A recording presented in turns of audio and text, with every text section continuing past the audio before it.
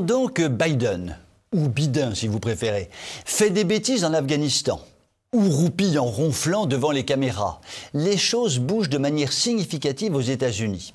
Le Texas, un État conservateur du sud des États-Unis, qui n'a pas peur de ferrailler contre le politiquement correct, vient de faire passer une loi sur l'avortement, dite loi du battement de cœur. L'avortement n'est plus possible sur le bébé à partir du moment où le battement de cœur peut être entendu, soit à environ 6 semaines de grossesse. Comme nous pouvons l'imaginer, cela a déclenché un tohu-bohu du diable. Et oui, ça fait tout drôle, surtout de ce côté-ci de l'Atlantique, de voir que des choses peuvent bouger sur l'IVG, qu'il y a un débat dans l'espace public, des pour, des contre, et que rien n'est écrit dans le marbre. Chez nous, on préfère la version délit d'entrave. Interdiction de penser, de parler, l'avortement c'est formidable et il en faut toujours plus. Et lorsque la chaîne de télévision C8 a diffusé, il y a quelques semaines, le film Unplanned, qui met en cause l'avortement, une crétine stratosphérique du gouvernement a osé parler d'un acte ignoble. En voilà une qui mériterait une injection massive de neurones, mais il n'est même pas sûr que cela suffise pour la rendre intelligente. Le lendemain du jour où la loi texane a été votée, des associations pro-avortement ont donc saisi la Cour suprême des États-Unis pour remettre en cause cette loi.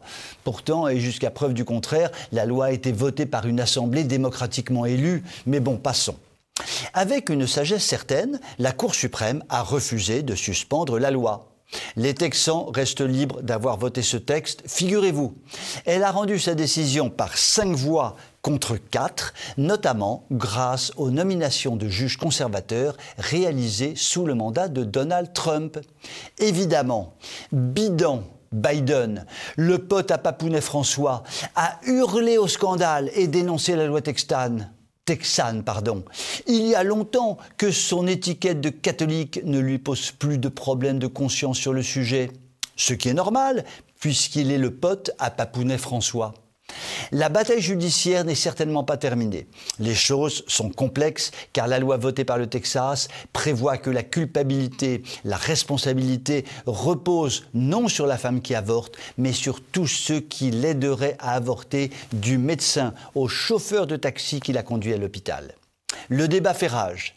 Les démocrates prévoient de faire voter une loi qui expliquerait que la loi fédérale prime sur la loi des États.